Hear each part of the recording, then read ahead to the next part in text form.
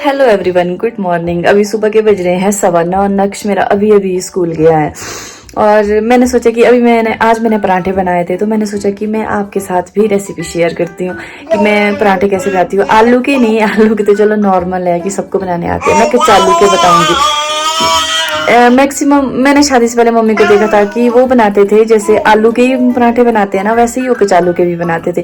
पर मैं वैसे नहीं बनाती हूँ। उससे पता है क्या होता है, जो कचालू होता है ये थोड़ा लिक्विड सा होता है, मतलब पतला सा होता है, ये बाहर निकल जाता है, मतलब आटे से बाहर निकल जाता है। तो मैं आपको बताऊंगी कि मैं कैसे बनाती हूँ पराठे। और मैंने ये शादी के बाद ही सीखा है कि कचालू के पराठे इस वे से भी बनते हैं। मैं आपके साथ भी शेयर करती हूँ। सबसे पहले मैंने स्टफिंग तो मैंने रेडी कर दी है। जो आपको ये 2 स्टफिंग दिख रही होगी, जो ये स्टफिंग है, ये बेडू है, जो ये है मिर्च वाला, ये खाएंगे मैं और मेरे ससुर। उनको तो मैंने दे दिया है पराठा। तो मैंने सोचा कि आपके साथ रेसिपी शेयर करती हूँ। तो मैंने अभी नहीं खाया है, तो मैं पहले आपके साथ भी शेयर करूंगी कि मैं कैसे बनाती हूँ, उसके बाद ही ब्रेकफास्ट करूंगी। और ये है बिना मिर्च वाला। जो नक्श है उसको ना प्याज चाहिए ना उसको मिर्च चाहिए, तो उसके लिए सिंपल सा है, उसके लिए मैंने बना दिया था, फिर ये बच गया है। पर जो ये है मेरा। सबसे पहले जितनी लोई हम चपाती के लिए लेते हैं ना, उतनी लेनी है। एक ये लेनी है और एक ये, 2 लेनी है। ये यहाँ से आगे का प्रोसेस मैं आपको दिखाती हूँ। इसको अच्छे से चपाती की तरह बेलना है। ज्यादा बड़ा भी नहीं करना है, मतलब नॉर्मल चपाती रखनी है। ये हो गया एक, एंड ये हो गया सेकंड।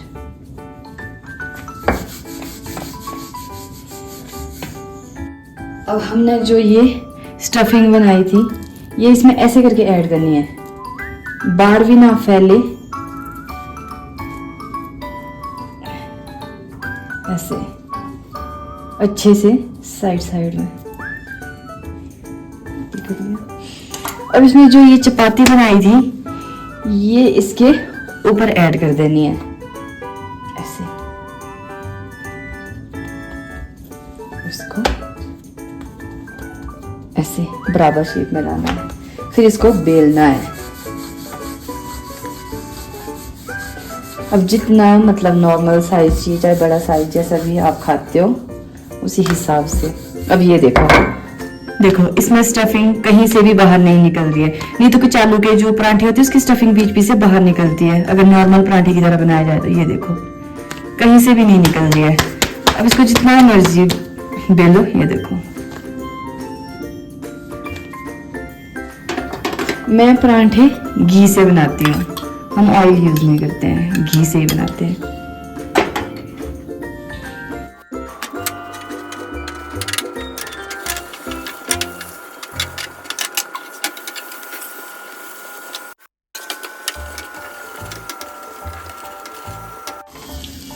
ये हो गया कचालू का पराठा रेडी।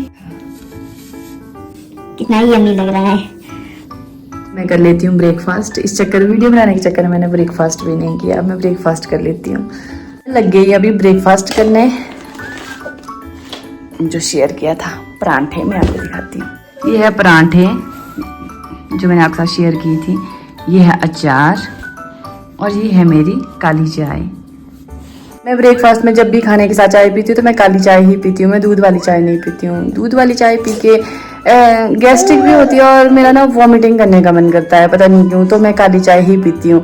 शाम को तो मैं कभी कभार ही पीती हूँ, पर सुबह मुझे चाय चाहिए ही होती है खाने के साथ। सिर्फ ऐसे नहीं, खाली पेट तो मैं चाय वैसे ज़्यादा नहीं पीती हूँ। सिर्फ चाय 2 घूंट मिले, पर सुबह ज़रूर चाय मिले खाने के साथ। तो मैं अभी कर लेती हूँ ब्रेकफास्ट, फिर नव्या को भी नहलाना है, फिर इसके बाद इसको सुलाना है, फिर आज काम करती हूँ। ब्रेकफास्ट मेरा हो गया है, नव्या अभी सोई है, उसके बाद ही उसको नहलाऊंगी, फिर मैंने भी नहाना है। आज मैंने सोचा कि आज किचन क्लीन कर लेती हूँ, मतलब ये जो इसके कपबोर्ड है ना, ये थोड़े साफ करने हैं। मैं आपको दिखाती हूँ। ये जो इसका कलर कॉम्बिनेशन है ना, इसमें एकदम से ये दाग दिख जाते हैं, चाहे जितना मर्जी साफ कर लो फिर भी इसमें दाग दिख ही जाते हैं। मैं सोच रही थी कि आज इसकी ना डीप क्लीनिंग कर लेती हूँ, अच्छे से अंदर से भी साफ कर लेती हूँ इसको, बाहर से भी। ये बहुत ज़्यादा, वो देखो ऊपर यहाँ पे लस्सी गिर गई थी, तो आज मैं ये क्लीन करती हूँ। नव्या उठ गई तो उसके साथ मैं नहीं कर पाऊंगी, तो अभी सोई है तो फटाफट से जितना होता है मैं उतना कर लेती हूँ। जब तक मैं सफाई करने लग गई थी नव्या भी उठ गई थी। फिर अब मैंने इसको नहला दिया है। हो गई नाई नाई, हो गई, हो गई नाम नाम। एक गंदी लड़की है ये, बहुत गंदी लड़की है। हाँ हाँ हाँ, ये गुस्सा कर रही है इस टाइम में, ये चौड़ी हो रही है, गुस्सा करती है ये। हाँ हाँ,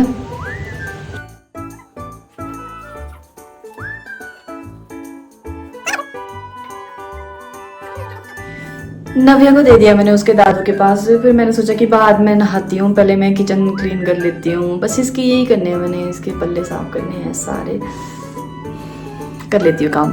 पहले करती हूँ मैं ये पल्ले क्लीन।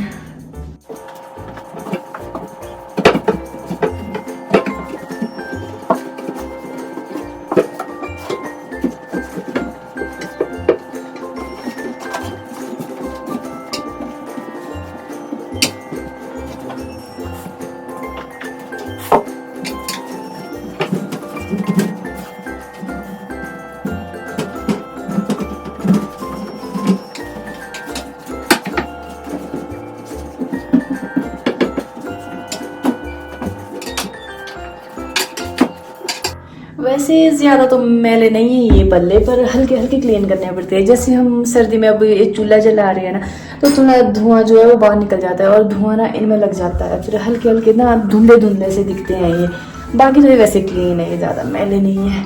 और ये चिमनी भी बहुत टाइम से साफ़ नहीं की है, तो ये भी साफ़ करनी है।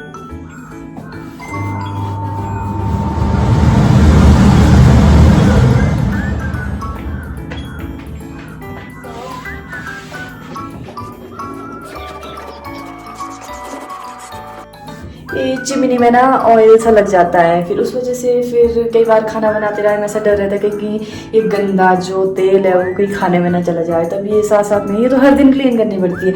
जैसे मैं शेल्फ साफ करती हूँ तो ये भी क्लीन करनी पड़ती है। इसमें तेल की बूंदें जो है ना वो खाने में भी टपक सकती है।